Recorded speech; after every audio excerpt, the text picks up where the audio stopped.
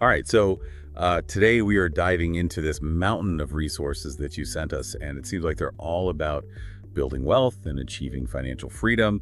You've got articles, podcast episodes, even personal notes. Looks like someone is really serious about cracking the code to financial success. So we're going to go through all of it and try to find the golden nuggets, those surprising insights that you maybe haven't heard a million times already. Yeah, and you've included this really interesting podcast episode called 15 Habits That Will Make You Rich, and it's from Real Life English. And it really stood out to me because it's not just about getting rich quick, it's more about developing the right mindset and habits for long-term success, financial success. Yeah, I get that. There's so many get rich quick schemes out there. I'm definitely much more interested in the underlying principles that can lead to, lasting wealth, not just overnight riches. So where do we even begin with this stack? Well, the Real Life English episode starts off with a really strong foundation for any successful plan, and that is setting clear financial goals. They argue that it's not enough to just say, I want to be rich. You need a specific target. Right. A specific goal. Yeah, my personal financial North Star is to be able to travel the world for a whole year without worrying about work or money. Mm-hmm. What about you? What is it that's driving you toward financial success? Oh, wow. That's awesome. Mine is to build a legacy for my family and ensure their, financial well-being for generations to come. So it's not just about the money. It's more about creating an impact that will last. Okay, that makes total sense. And speaking of impact, the podcast makes a really interesting point about living below your means, which seems counterintuitive, right? Yeah. We often associate wealth with luxury, but they're saying it's actually about spending less than you earn. Absolutely. It's about delaying gratification and not giving in to the temptation to just inflate your lifestyle as your income grows. And they could give a great example. They talk about Warren Buffett. He's one of the richest people in the world, but he still lives in the same modest house he bought back in 1958. Wow. That's pretty wild. I wonder what his house would be worth today if he had just invested the money instead of on the house. Probably a ridiculous amount. Totally. Yeah, that's the power of thinking long-term and letting your money work for you. He could have easily upgraded his lifestyle all these years, but by living modestly, he's been able to let his wealth compound exponentially. Yeah, that's a really powerful lesson. So let's talk about investing. The podcast really digs into this and emphasizes the, importance of starting early and harnessing the power of compound interest. Right. And time is really your greatest ally when it comes to investing. The sooner you start, even if it's with small amounts, the more time your money has to grow. It's just like a snowball rolling down a hill. It starts small, but it just gains momentum and size as it goes. The podcast uses a great example. They say if you invest just $500 a month with an 8% return after 30 years, you could have over $750,000. Wow, that's mind-blowing. I'm really starting to see why you were so drawn to this episode. So what kind of investment options would you recommend for someone who is just starting out? Should they be looking at stocks, real estate, or something else entirely? Well, it really depends on, your risk tolerance and financial goals. We should probably dig into your notes a little bit to get a better sense of, what you're comfortable with. For example, if you're someone that's looking for something that's relatively low risk and has steady returns, index funds could be a good option. But if you're more comfortable with maybe a higher risk and the potential for a greater reward, you might consider looking into real estate crowdfunding or investing in dividend-paying stocks. That makes sense. There's no one-size-fits-all approach to investing. And speaking of learning and adapting, the podcast really emphasizes the importance of continual learning when it comes to building wealth.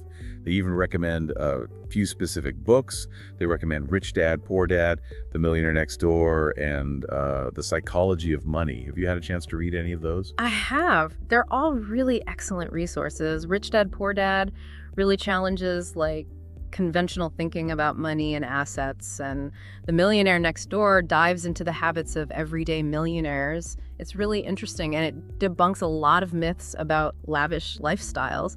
And then The Psychology of Money explores the, sometimes irrational ways that we interact with money and how we can make better financial decisions. I love that. It's not just about, crunching numbers and stuff. It's about understanding the human element of money as well. Right. And that leads us to another really interesting point from the podcast, which is the importance of multiple income streams. Yes, they really encourage moving beyond just relying on a single job for financial security. They advocate for diversifying income sources and suggest things like investments, side businesses, or even passive income streams. Yeah, it's like having multiple safety nets, right? Yeah. Ensuring financial stability even if one source dries up. It's about building a more resilient financial foundation. So what unique skills or passions do you think that you could leverage to create another income stream? Oh, that's a great question. I've always really enjoyed writing. And I've even thought about maybe starting a blog or offering freelance writing services. Oh, I think that's a fantastic idea. Thanks. It ties in perfectly with the podcast's emphasis on finding ways to provide value to others. Maybe you could even write about personal finance and help other people on their wealth-building journeys. That's an interesting thought. It would definitely align with my interests and allow me to kind of share what I've learned. And it kind of brings us to another topic, debt management. The podcast makes a really clear distinction between good debt and bad debt, which I think a lot of people struggle with. Yeah, the whole debt thing can be so confusing. Right. Like, what even is the difference between good debt and bad debt? Yeah, so good debt is essentially debt that's used to purchase something that will appreciate in value or generate income over time. So like a mortgage, for example, can be considered good debt because it helps you build equity in a home. Oh, so it's like an investment. Yeah. You're using debt to acquire an asset Right. that will hopefully grow in value over time. Exactly. And while you are paying interest, ideally the appreciation of the asset is going to outpace the cost of the loan. Right. Bad debt, on the other hand, is usually a high-interest consumer debt that doesn't really generate any income or appreciate in value. Okay, so like credit card debt Mhm. or personal loans for like non-essential purchases. Yeah, exactly. Things like that. Those would fall into that category. Yep. And those types of debt can easily spiral out of control if you're not careful, especially with, those sky-high interest rates. Yeah, for sure. The podcast recommends, really prioritizing debt repayment, especially for that bad debt. Right. Yeah, tackle those high-interest debts first. Yeah. And that'll free up more money to invest and build wealth over time. Exactly. And they mentioned the importance of using credit wisely, too. Yes, definitely using credit responsibly can help you build a good credit score, which can then make it easier to qualify for loans with lower interest rates in the future. Oh, right. Yeah. It's about finding that sweet spot, leveraging credit to your advantage, but also avoiding the pitfalls of accumulating too much debt. Yeah, for sure. And this reminds me of another really important point from the podcast, the power of networking. They talk about how crucial it is to surround yourself with ambitious and successful individuals. Yeah, that's one of my favorite takeaways from this episode. It's so true. Like Jim Rohn famously said, you are the average of the 5 people you spend the most time with. So the people that we choose to be around, they really influence our mindset, our habits, and ultimately our success. It's like you're creating a supportive ecosystem for growth. Right. Being around those successful and driven people can really inspire you to, reach for your own potential. Absolutely. And a strong network can also provide you with opportunities, mentorship, and just really valuable advice. It's like having a whole team of cheerleaders and advisors in your corner pushing you towards your goals. I love that. Okay, I'm convinced networking is something I need to work on more. But it's not always easy to just go out and build a strong network overnight. Any tips on how to approach it? Well, it's definitely a process Yeah. that takes time and effort. One thing you can do is start by connecting with people you admire in your field or in areas that you're interested in. Attend industry events, join online communities, or even just reach out to someone for a virtual coffee chat. Those are all great ideas. Yeah. I always forget about the power of online communities. There are so many groups and forums out there where you can connect with like-minded people and exchange ideas. Exactly. And you never know what opportunities might come out of those connections. Right. And speaking of stepping outside your comfort zone, the podcast also talks about the importance of taking calculated risks. Yeah, risk can be so scary, I know. especially when it comes to your finances. Right. But the podcast encourages us to rethink our perspective on risk-taking. Yes, they make a really clear distinction between reckless gambling and calculated risk-taking. Wow. It's not about just throwing caution to the wind, but really understanding the potential downsides, but still being willing to step outside your comfort zone to pursue those opportunities. They use Elon Musk as an example. He risked everything to build Tesla and SpaceX. Oh, yeah. But he did it with a lot of research and a strategic plan. So it's about approaching risk with courage, but also with consideration. Yeah. Weighing the potential rewards against the potential downsides. Exactly. What about you? What kind of calculated risks have you taken in your life that have paid off? Let me think. One that comes to mind is my decision to quit my corporate job to pursue my passion for financial education. Oh, wow. It was definitely a big leap of faith, but it's been so incredibly rewarding, both personally and professionally. That's awesome. It's a good reminder that sometimes, the biggest rewards come from taking those calculated risks and just betting on yourself. Yeah, I agree. Yeah. And they also talk a lot about consistency and discipline Right. as being really essential for building wealth. Definitely. It's not about, those sporadic bursts of effort. It's more about establishing consistent daily habits that can compound over time. They talk about something as simple as saving $10 a day. Yeah. Those small, consistent actions can lead to such remarkable results in the long run. It's all about building that financial muscle through regular practice. It's like going to the gym. You don't get ripped by going once a month. You have to make it a regular part of your routine. Right. It's all about consistency. Exactly. And that brings us to work ethic, which is another key ingredient in the wealth building equation. Yes, and it's not just about working hard, it's about working smart. The podcast encourages us to prioritize those high-value tasks that generate the most income rather than just getting bogged down in all the busy work. Right. It's about being strategic with your time and energy. Exactly. And focusing on those activities that actually move the needle the most. Yes. And this ties in perfectly with their point about providing value to others. It's not just about making money for yourself.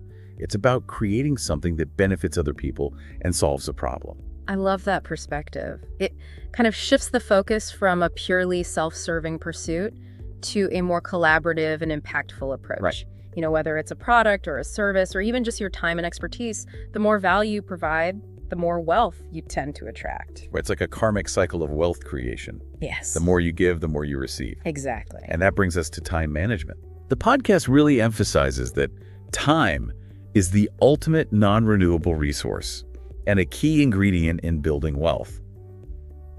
It's true when you really think about it. Like, we can always make more money, but we can't make more time. Right. So how can we be more mindful about managing this super precious resource when it comes to building wealth? Well, they talk about being really intentional with your time and understanding that, every minute that you waste is a missed opportunity to invest in yourself or your business or your financial future. And they share a few practical time management techniques like prioritizing tasks and eliminating distractions. Ooh, distractions. Yeah. I am definitely guilty of getting sidetracked by distractions. Right. Especially with social media and all the notifications constantly vying for our attention. It's like a constant battle to stay focused. It really is. But by setting boundaries and creating systems to minimize those distractions, you can free up so much time and energy to really focus on the things that matter most. So it's about being the master of your time, not a slave to it. Exactly, yeah. And speaking of things that we should try to avoid, the podcast talks about the dangers of get-rich-quick schemes. They emphasize the importance of focusing on long-term strategies rather than, falling for the allure of easy money. Oh, yeah. Those get-rich-quick schemes make $1 million overnight. They're so tempting, but they always make my scam detector go off. So how can we be more discerning when we're thinking about different investment opportunities and stuff? Well, they suggest doing your research, making sure you understand the fundamentals of sound investing, and just being wary of anything that sounds too good to be true. So it's about being a savvy investor, not a gambler. Yeah. Think critically and don't fall for those flashy marketing tactics that try to exploit our desire for quick wealth. Exactly. It takes time. Building wealth is a marathon, not a sprint. Right. And that leads us to something that might seem a bit unexpected, which is the connection between health and wellness and financial success. Yeah. I've been thinking about that a lot lately. What's the point of having all the money in the world if you don't have the health and energy to enjoy it? Exactly. The podcast emphasizes that our physical and mental well-being are super important for achieving long-term success. True wealth is about more than just financial abundance. It's about our physical, mental, and emotional well-being too. Yeah, it's about creating a life of balance and sustainability. Yes, absolutely. Yeah. It's about investing in your health just like you invest in your finances, recognizing that they're both interconnected and contribute to your overall quality of life. Okay, so last but not least, the podcast wraps up with the importance of persistence. And they even share some inspiring stories of really successful people like Walt Disney and Jeff Bezos, emphasizing that even the most successful people in the world have faced setbacks and failures along the way. Right. It's a good reminder that success is rarely a straight line. Yeah. There will always be challenges, but, it's our ability to persevere and learn from those setbacks that ultimately determines our success. It's about believing in yourself even when things get tough. Wow, we covered a lot today, from setting clear goals and learning how to manage debt to, networking and taking risks and all those other things. These 15 habits really paint a picture of the mindset and actions that it takes to build wealth and reach financial freedom. It really has been a fascinating deep dive. And what stood out to me the most was how these habits are all interconnected. Living below your means frees up money to invest. Continual learning helps you make smarter financial decisions, and having a solid work ethic combined with effective time management helps you maximize your earning potential. Yeah, it's like a chain reaction of positive habits that all work together. Exactly. So as you continue on your own journey toward building wealth, I want you to think about which of these habits really resonates with you. Where can you make maybe small but meaningful changes in your day-to-day life? What steps can you start taking today to bring you closer to your financial goals? Great questions. If you could give just one piece of advice to somebody who's just beginning their financial journey, what would it be? That's a tough one. But I think based on what we've talked about today, I'd say the most important thing is to start building that strong financial foundation by setting clear goals, living below your means, and, investing early and consistently. Those 3 habits alone can really put you on the path to long-term success. Yeah, I totally agree. Those are like the essential building blocks of a good financial plan. Remember, it's a marathon, not a sprint. There are going to be ups and downs. But by staying committed to your goals and consistently applying these principles, you can build the future that you want. Absolutely. That's a great place to wrap up. I'm feeling really inspired and motivated to get started. Until next time, keep learning, keep growing, and keep building that brighter financial future.